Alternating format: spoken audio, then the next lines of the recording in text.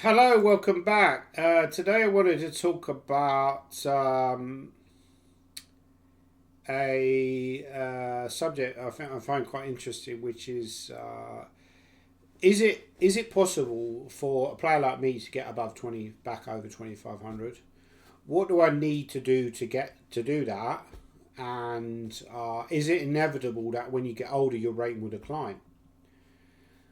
And obviously, I would hope that this is also relevant for anybody trying to gain points. This video will be relevant. So really inspired by a comment I got on YouTube. So I love the comments. One of the favourite things I think about stuff like YouTube is reading the comments. I'll often watch old movie clips just to read the comments. You know, it just adds a different perspective to it. I'm always reading Reddit, chess Reddit. I was mentioned on Chess Reddit the other day. Actually, the video, this same video, is it worth doing chess as a career? Somebody posted this on Chess Reddit, which is very kind of them. So maybe I'm going to have my own kind of forum on Chess Reddit, like Gormally Chess, like Gotham Chess, right? So it's Go. Go is the key, right? Anyway, Bobby Runout said a very interesting comment he made. I wanted to talk about his comment. I'm not saying it will solve your money problems because I mentioned that it's very hard. On the video I mentioned it's very difficult, I believe, as an older player to get back over 2,500. There was a long period in my career where I was possibly either close to 2,500 or over 2,500. But now I've dipped below. And on this video I want to explain why I believe I dipped below. But let's just talk about his comment first. Bobby Reynolds says, kind of interesting channel that he's got as well. Check out his channel if you get an opportunity to do so. I'm not saying it would solve your money problems, but why are you so pessimistic about getting back over 2,500? Is it just that you don't have the time to put in the work?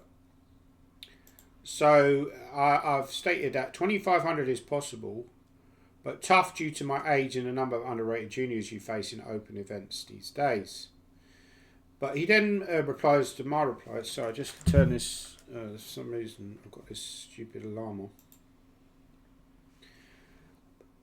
on. Hometown chess here. I get the underrated juniors part. I'm just checking my phone. Actually, I'm cheating on my own channel.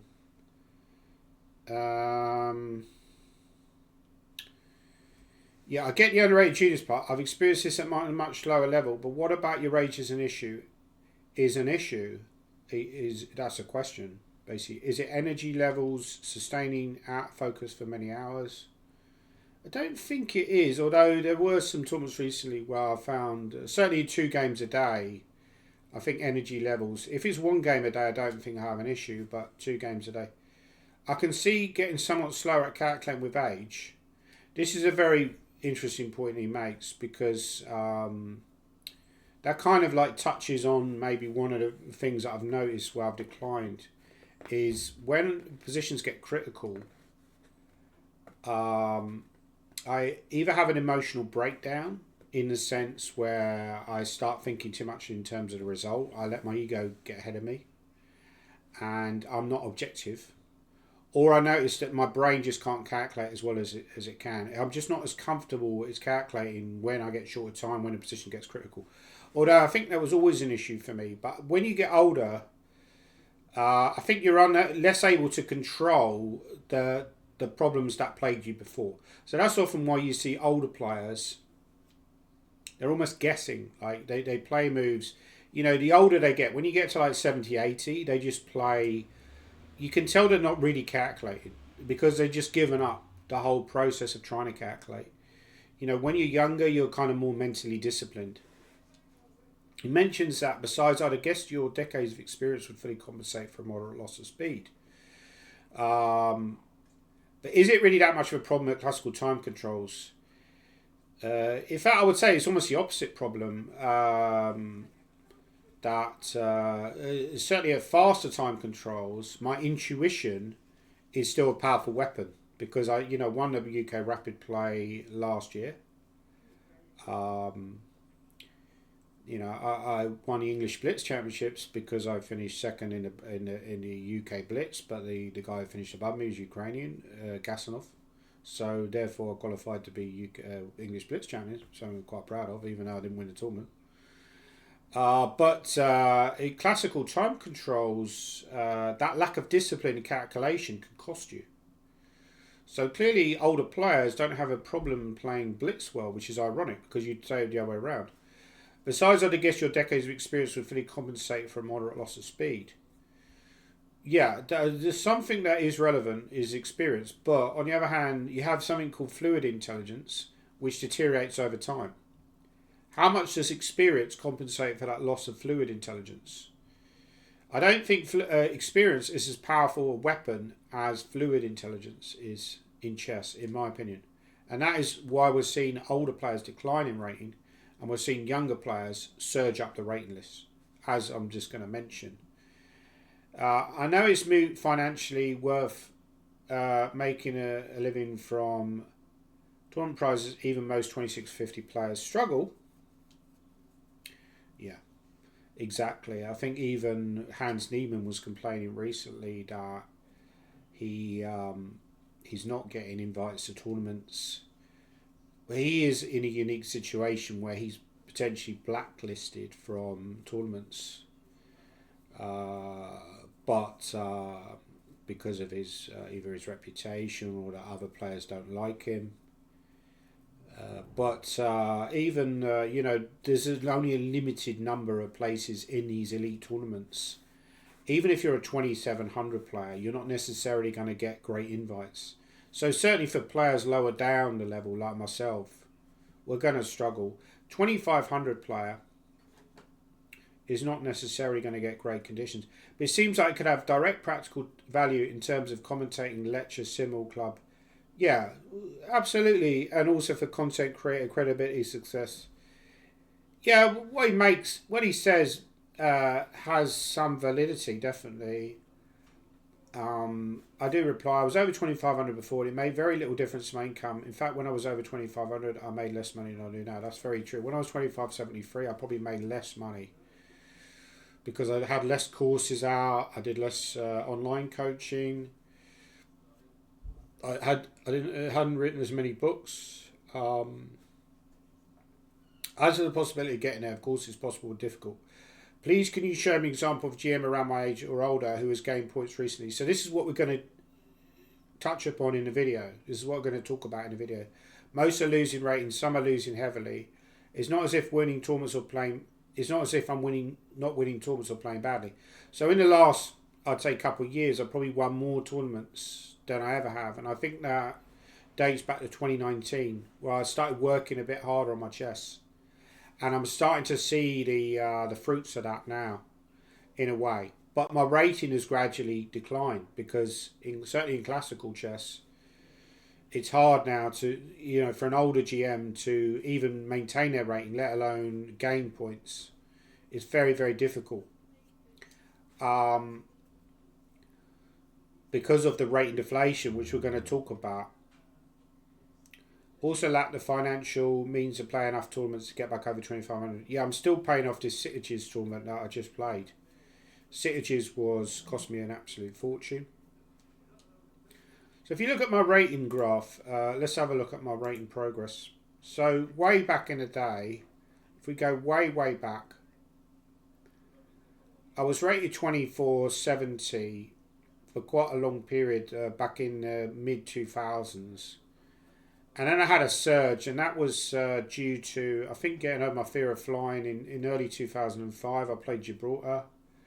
I got over my fear of flying. That gave me a confidence boost.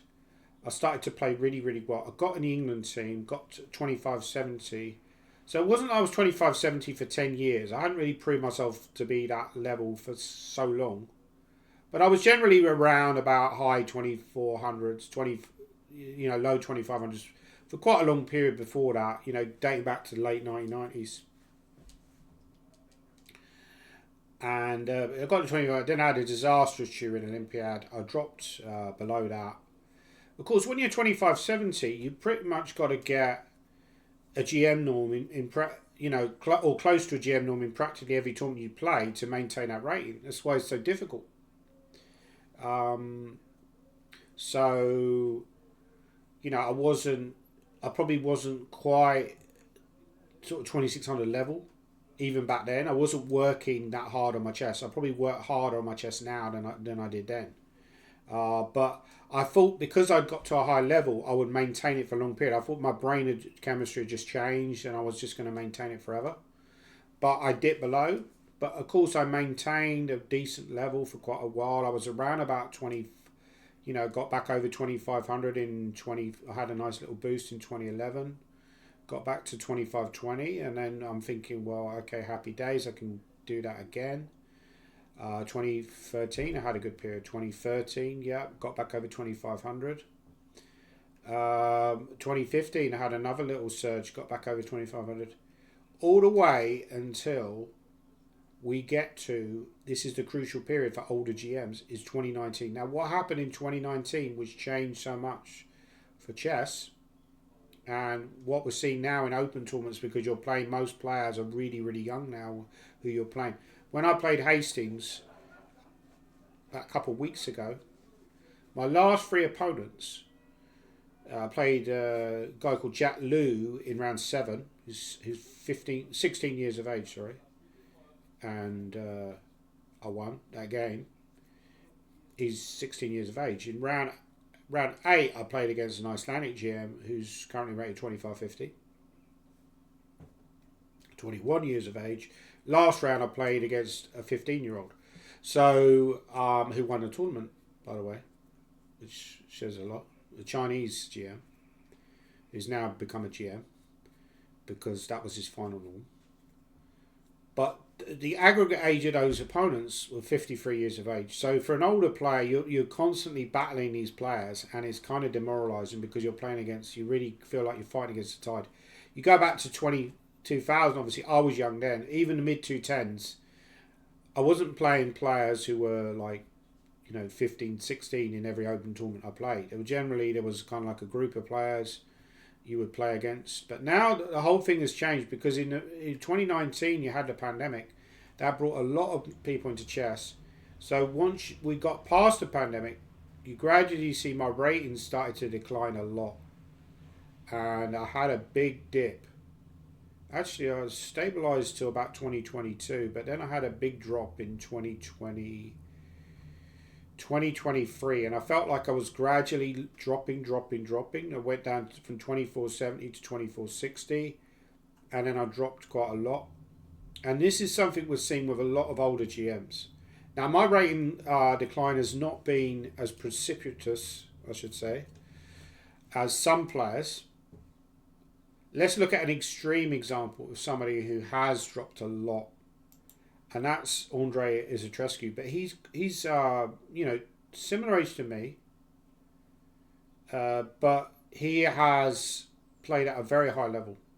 So if you go back 10 years,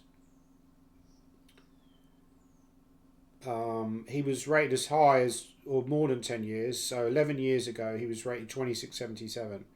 So at that point, he would have been aged about 38, right? He's now dropped a lot to 2370, 2360. So he's kind of stabilised a little bit because he was dropping a lot. He went down to 2359. So he's kind of stabilised at that rating. Now, my guess is partly because he's maybe not working as hard. So I think it's a combination of factors. When you get older, your motivation dips. You've already got the Grandmaster title. Obviously, with players like myself, with Andre, we realise we're not going to become world champion. So what does your motivation stem from? We had a good interview the other day. I had a good interview the other day with Nicholas Pert. He mentioned that his motivation's dipped. Now, if you go back to 2019, I think my motivation dropped off. But I think because I was playing really badly, I was still playing a lot. Like Nick relies a lot on coaching. I play a lot. I play a lot of tournaments. Or relative to a lot of GMs on I had 19 games in that. So if you compare me to a lot of the players around me who are GMs or who are masters, I play a lot. Now, there's another guy who plays even more, which is Keith Arkle. He's got the same number that I've got. But we're outliers. Most English GMs hardly play. Obviously, you got the top guys; they still play quite a lot. But a lot of them don't play that much because you lose your motivation to play. And you also realise, from a purely cynical point of view, if you come back on the list, if you start playing a lot, your rating is going to decline. So no disrespect to someone like John Nunn or Jonathan Mestel, I think is a little bit further down the list, and also William Watson, who are older GMs. But if they played a lot, I don't think they would have the ratings they have now. If they played a lot in open tournaments, their ratings would probably decline. But they'd also get a boost of playing a lot, so they could play themselves into better form as well. So you have to take that into account as well. Just to give you an example of an older GM who has declined as well, and has been quite open about how, not declined as a player, but declined in rating, is Oleg Kornev. So on Facebook, Oleg has been quite vocal about, I would not say attacking, but, you know, really laying into FIDE in a way. He plays a lot. Look how many games he's playing. He's playing an awful lot. So he's exposing his rating constantly to... I wasn't aware that actually he played so much. He's playing like a huge amount for an older GM. He makes Keith Arkle look relatively inactive. You know, so he's doing well to maintain his rating at the level that he's playing. So when was he born? He was born 69. So he's a little bit older than me and Izatrescu. But you go way back in the day. He was rated comfortably over, you know, another example of Izatrescu, similar. He was rated at well above 2600. So 2006 he would have been, he was born 69, so he would have been 30, late 30s, right? And he was really dominating. So that was possibly his peak rating, similar to Izatrescu, 2670. He was winning a lot of opens in. So he's always been a very active player. Look at that. In 2008, in January, just in that period, he played 80 rated games. That's a crazy number of games. That's insanely active player. I don't know if there's any player that's more active than Kornev. Possibly Keith Arkle would give him a run for his money. Our good friend Keith Arkle, but Keith has dropped a lot. I mean, if we look at Keith's rating,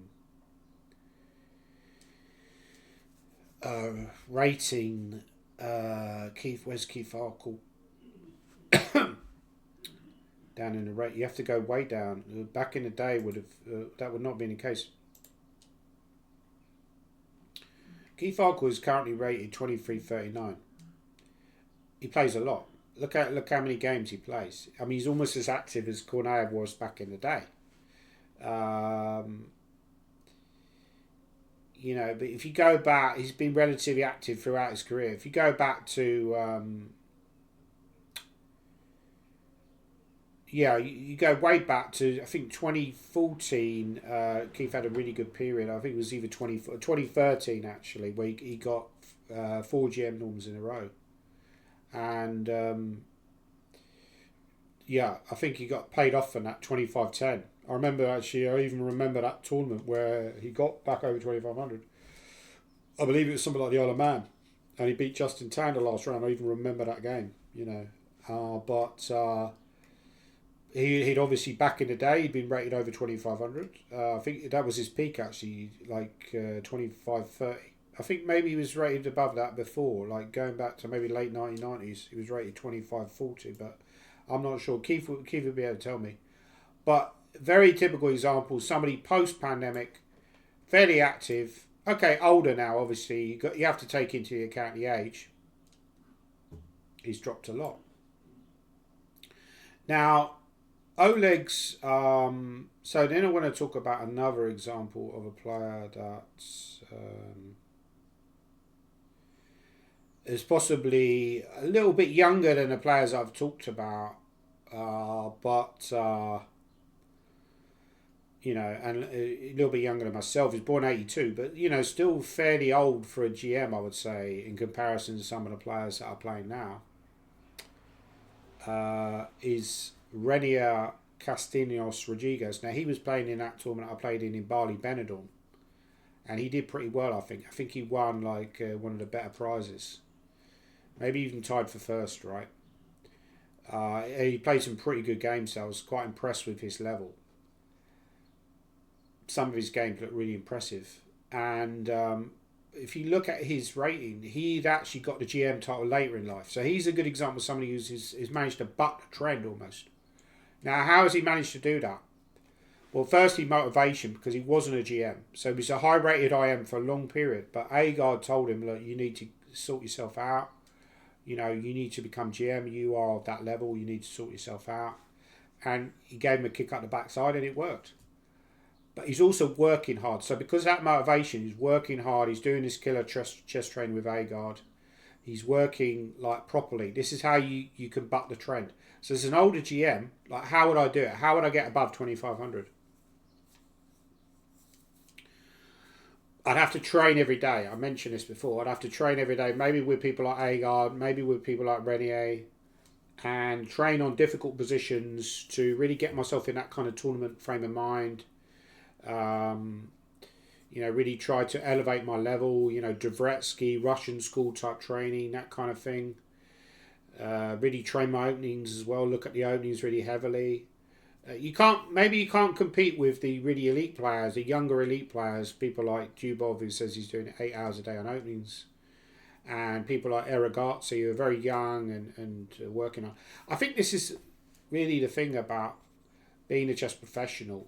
You've got two options. You either you know you bum around and you do the chess and you don't do any prep, but you enjoy going from tournament to tournament, or you take it really seriously. But I think now we're seeing that the first school are full. So you know, just to give you an example. Sorry, I don't read from a script, so it's all off the top of my head. You know, just to give you an example, at the British Chess Championships over the years, I've tended to fall into the socialising camp. So you know, I've gone out drinking, gone out clubbing. I regret that now, because there are opportunities to win that tournament. There are opportunities to really do more with my chess career.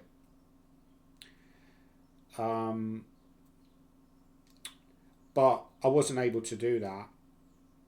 I wasn't able to be more disciplined. The people who tended to win the tournament, like Michael Adams, David Howe, and so on, you wouldn't see them during the tournament. You wouldn't see them socialising, going out drinking. They'd be, you know, in their hotel room, probably preparing for the next round or doing some chess, taking it really seriously, because that's why they're so good. It's not a talent level necessarily. Yeah, maybe they are also more talented, but it's about application. It's about what you're willing to sacrifice. Now, at the end of the tournament, they'll come down the pub, right? They'll have a few beers. But during the tournament, they're more disciplined. And that is the difference. But so we've got these two schools of chess. One is, you know, you enjoy the whole social side of chess. But now I'm starting to realise that way is not viable anymore, because of this rating deflation, because the chess is so much more competitive now.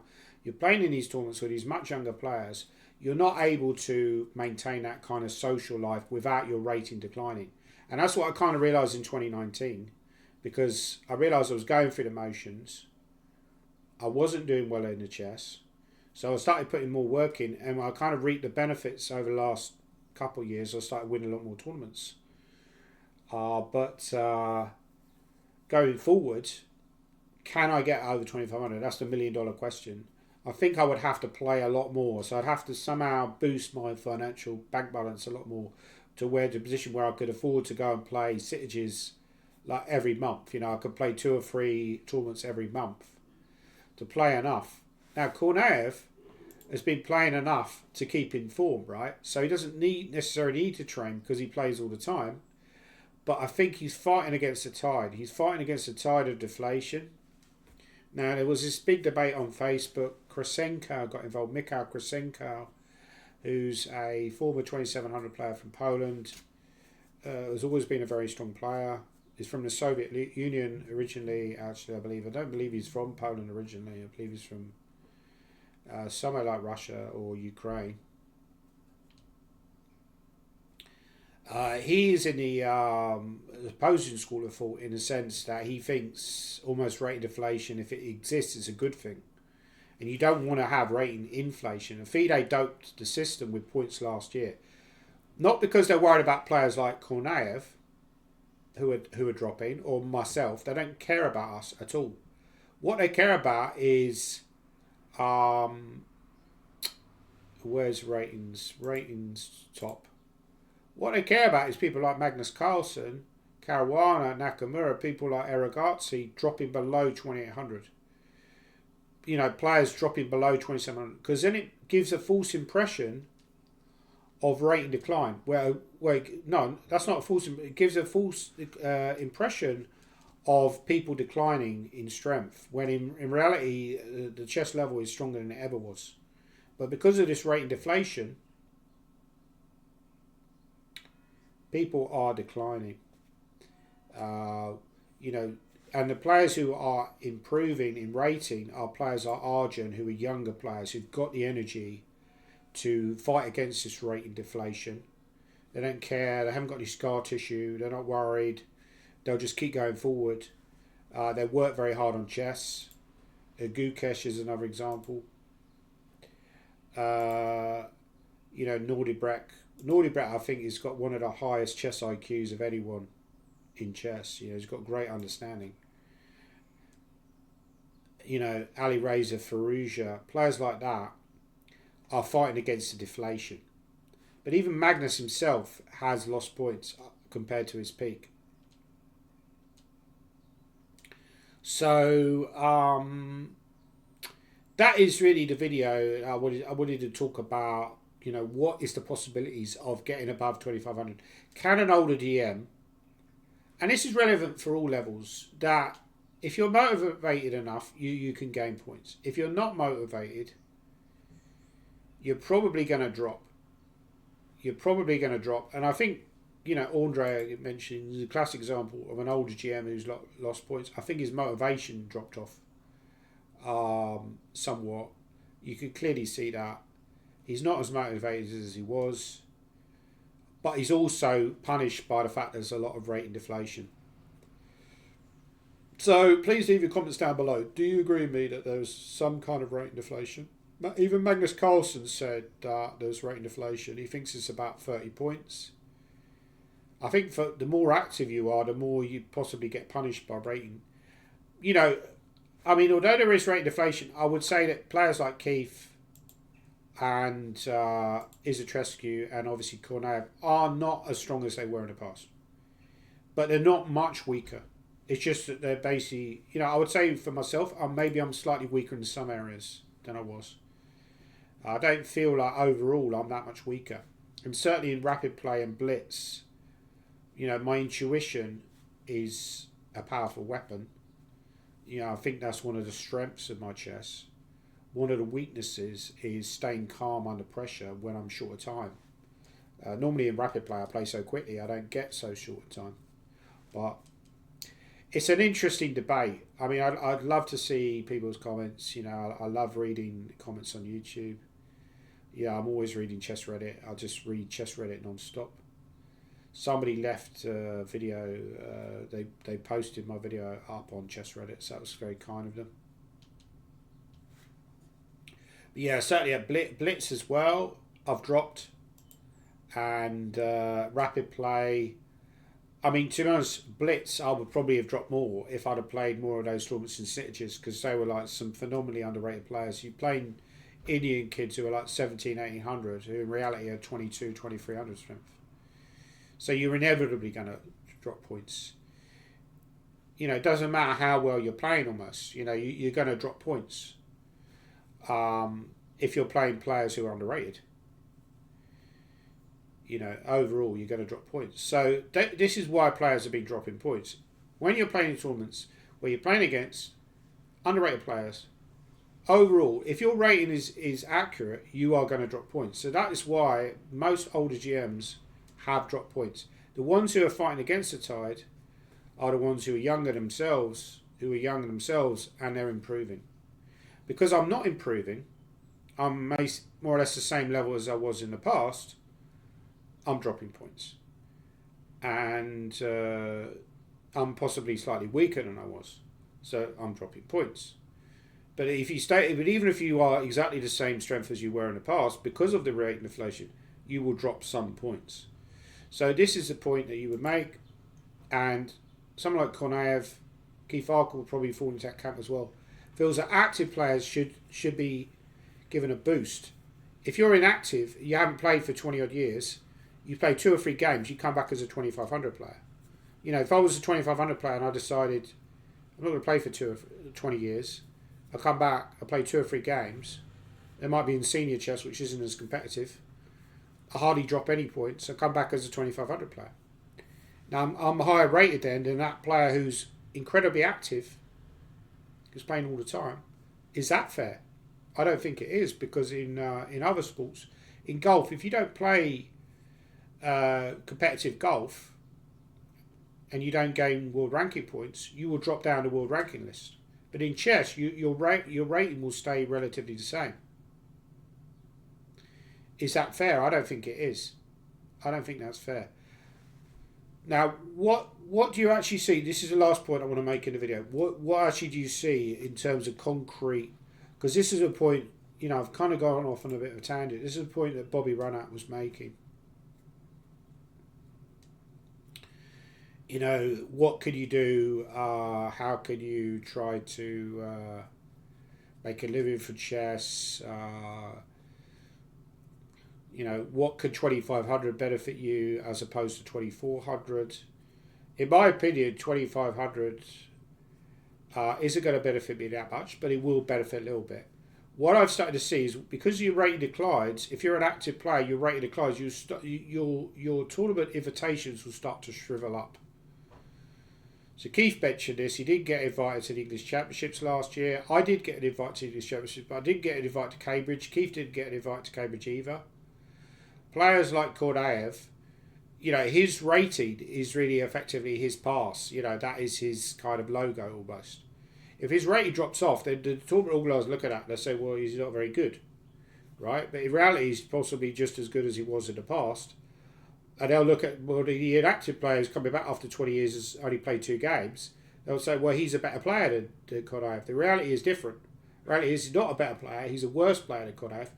But because the rating list doesn't catch up with that, they'll get punished. So if you're below 2500, you will start to see tournament invitations shrivel up.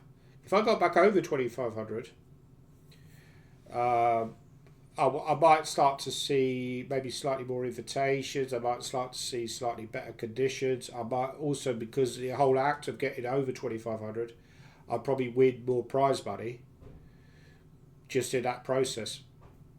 So that is really the reality of it. I don't think there's a huge amount of difference, but there is a slight difference in getting back over 2500. But the reality is, the point I wanted to make in the video is, I'm working just as hard as I ever was. I'm winning just as many tournaments as I ever was.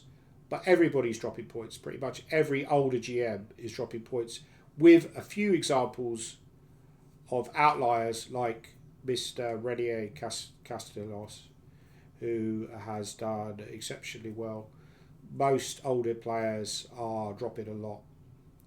So, yeah, anyway, leave your comments down below. I think that's enough for today.